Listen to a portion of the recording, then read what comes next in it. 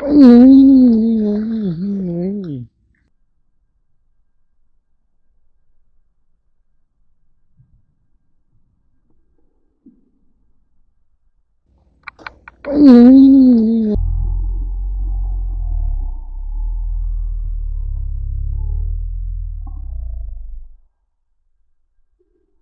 ไงสวยๆเลย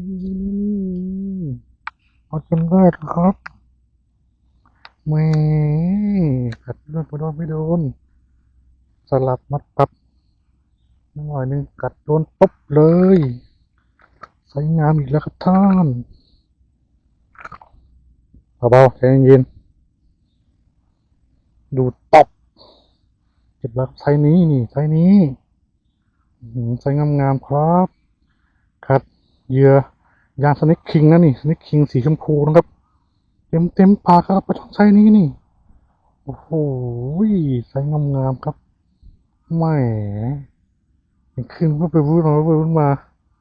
เปลี่ยนมามุมนี้โดนตับเลยโอเคครับผมถ่ายรูปก่อน